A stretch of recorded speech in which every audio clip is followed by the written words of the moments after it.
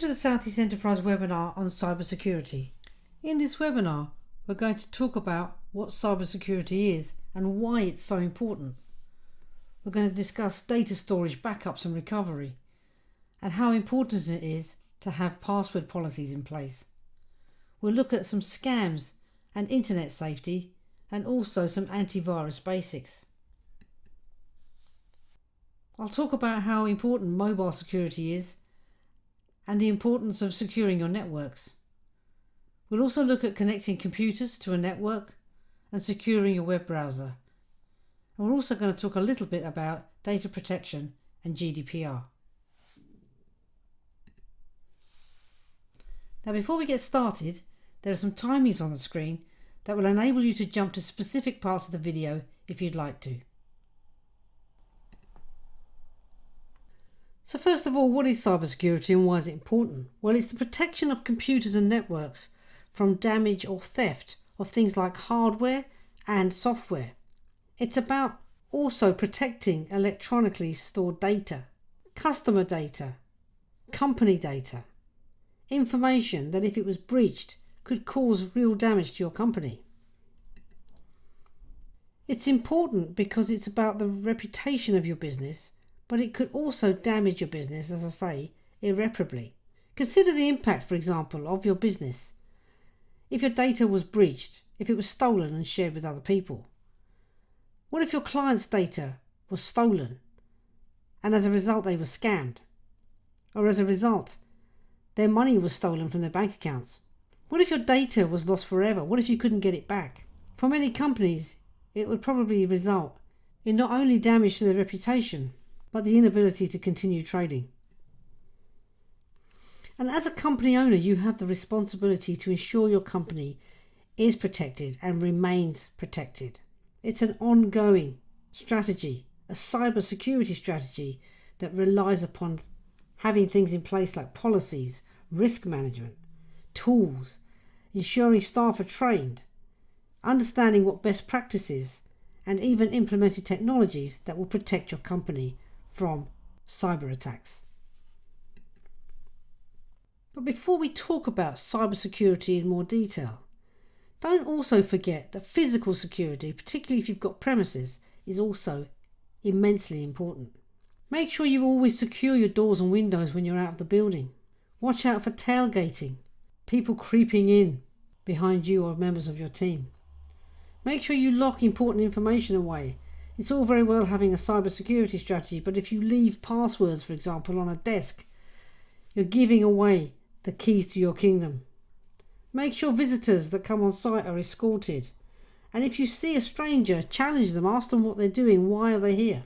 And watch out for deliveries too. Sometimes we just ignore people that look like they're making deliveries. Now, where is your data stored? Just bear in mind that local storage can be stolen or damaged. So if you've got data on your computer and only on your computer and somebody steals that computer, your data is going with it. If the computer is damaged and you can't get the data back, then again you've lost that data. So make sure that you back up data at least twice. That might mean that you back it up onto another hard drive. It might be that you back it up into the cloud. Whatever you do though, make sure that you store backups securely and in different locations. Again, don't leave them sitting on a desk, lock them away. Think about having at least one backup in the cloud. And the thing about backups is that they should always be tested to ensure that you can recover from them. If you're creating multiple backups and none of them work when you try to bring them back, they're absolutely of no use to you. Now, one of the issues that often happens with companies is that staff often unintentionally end up causing things like data breaches. Now, it's your responsibility as the owner of the business to make sure that your staff understand their responsibility with regards to cybersecurity. So, for example, they may need training, and it's really important that you involve them in changing processes. So if you're introducing a password keeper, for example, which I'll talk about shortly, it's important that they understand what's changing and how any changes affect them. You may need to provide the tools they need in order to help you with cybersecurity. One of the things we recommend is that you avoid allowing staff to use their own laptops, for example, unless there's absolutely no alternative. If you use freelance staff, for example, they will be using their own laptops or their own phones, and it's really important that you make sure that you tell them what their responsibility is in terms of things like cybersecurity and antivirus software. So this brings us on to strong password policies. It's really important to use software that stores passwords. Software such as Dashlane or LastPass are really great for storing passwords in a secure way. You could consider using two-factor authentication, and that's definitely recommended for Google accounts. Two-factor authentication is where you put your password in, but then there's another code that you need to generate from a piece of software, like an authentication piece of software. Always choose strong passwords. Some pieces of software ask you to choose a strong password. They actually suggest a strong password, in fact, and it's worth using those instead of creating your own. And definitely don't use the same password for all accounts. The reason I say this is because if one account gets hacked, then all of your accounts can be hacked. Only use your own user accounts. Don't let everybody else have access to your account and your password. Don't tell other people your password, and never write your password down and pin it, for example, to the wall behind your computer or on a post-it note on the front of your screen. Now I want to talk a little bit about visiting websites. Always use secure sites. If you go to a site and it says it's not secure, particularly if you're thinking of making payments, then don't use those sites. Look for sites that have HTTPS as part of their address, or they have a padlock. Be particularly vigilant if you're making payments on websites. If it looks too good to be true, then it probably is. And if you're unsure about whether a website is actually legitimate, then it's worth doing a search on the company that you're thinking of buying from and checking if there's any bad reviews or any scam information online about them that suggests they're not a legitimate company. So let's talk a little bit now about scams and internet safety. There are a number of scams that people fall victim to on a regular basis. You will probably have heard of some of them. Firstly, there's phishing. Phishing is where cyber criminals persuade victims to hand over bank logins or other information by email. They do this by scaring them into believing that someone's already hacked into their accounts and that they need to quickly access their accounts by putting in their login details, and this information is tracked by the cyber criminals, and then they have your information and they can hack into your account instead. Phishing is very similar to phishing. It's where criminals persuade victims to hand over personal details or transfer money into accounts that are theirs over the phone. Smishing is where text messages are sent to encourage people to pay money or to click on suspicious links, and these suspicious links will take you to a website where they'll be able to hack into your account where you pass your information to them. And then there's ransomware. Ransomware is a type of malicious software known as malware that basically threatens to publish your data or block access to your computer unless you pay a ransom. And my advice is never pay this ransom. Get an IT person to check the machine and to sort it out for you. Because often they'll say that they've removed the ransomware software, but they still have access to your computer and can corrupt your data or steal your data.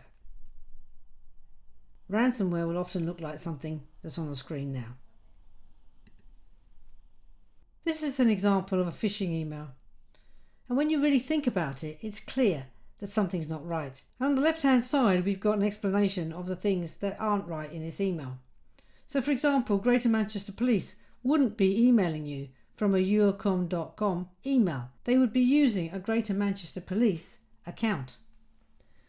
There's also very bad grammar and strange wording in the email. That's also something to look out for in this type of email. If you're on a PC, hover over the link and you can clearly see it goes to a strange page instead of the Greater Manchester Police website. And of course the message itself should arouse suspicion. Why would Greater Manchester Police not quote your car registration in an email? In fact, how would they even know your email address from a speed camera? Were you in Manchester even doing 88 at the time they say you were? And why would there not be any contact details or payment information in the email? Why wouldn't they have posted a speeding ticket to the address of the registered keeper of the car? And of course, have you ever seen a 35 mile per hour speed limit? There are numerous types of malicious software that can infect your computer or your network. A computer virus, for example, is a program that can infect other computer programs by changing them in a way as to include a copy of itself. And then there are things like worms, trojans, downloaders, botnet, and other types of malicious software. The best way to ensure that your computer or your network doesn't get infected by viruses or malicious software is to have up-to-date antivirus software on your machine. Now, encryption is another fantastic way of ensuring your data is secure, especially on networks and on the internet. Speak to your IT support and ask them to help you with this. Encryption on a hard drive, for example, will mean that if somebody was to steal your machine, try to remove the drive in order to get it to work on another machine, the data would be corrupted automatically, and they wouldn't be able to make any use of it whatsoever. Now, I want to spend a little bit of time just talking about mobile security, because let's face it, we've all got mobile phones now, or iPads, and we're always carrying these things around with us. If you have staff that are using mobile devices on your business network, for example, make sure they are kept up to date, that their software is up to date, their operating systems are up to date, and that they are protected. All mobile devices should be protected with passwords, PINs, or face or fingerprint recognition. This will help to ensure that other people can't hack into them to access data or other important information. Now, as for networks, it's really important that you never connect to public networks to access sensitive data such as bank accounts or client data. Many of us are mobile now, we move around, we work remotely, and we spend the days in coffee shops working on the move. Coffee shop networks are not necessarily secure, so always make sure that if you need to access client data or bank data, that you come off the Wi-Fi in the coffee shop and connect using your 3G or 4G data. And it's also important that your own networks in your business or at home, particularly if you're using a home network for business purposes, that they are secured with passwords. Now, if you decide that you're going to buy a new computer, make sure as you're setting it up that you install reputable antivirus software. It's often something that's overlooked. Always connect only to secure networks when you're setting up new machines. And when you're setting up your computers and you're going online for the first time, spend some time making sure that your security and privacy settings are set as high as they can be for your browser. I've got a couple of links on the screen there now that you can use that will help you secure your browsers. And of course, we've got a link at the bottom of the screen here to some really useful tools on our website at South East Enterprise that will help you with e-business and cyber. Now, GDPR is the new data protection regulation that came out in 2018. Data protection has always been important, but things have changed a little, and they've tried to help us be a little bit more responsible about how we treat other people's data. Now, it's important for you to think about what data you collect and for what reason. How are you storing data for your clients, for example, and how are you processing it? You need to review potential risks around collecting and processing any data that you collect and use. You may need to implement new policies and procedures, and also you need to have effective incident response procedures in place. So, for example, if you were hacked and somebody got hold of your data or your client's data, you need to know how you would respond to that incident. You may, for example, need to let the clients know as soon as possible. You may need to change their password. You may need to advise them to change their passwords as quickly as possible. Having an effective incident response procedure in place means that you can act quickly to minimise the impact. Now, there's a number of quizzes at the website cybersecuritymonth.eu. They're quite good fun actually, and it will test how much you know about cybersecurity. And finally, it's important to mention that cybersecurity is a hugely important part of running a business, but actually it's often overlooked.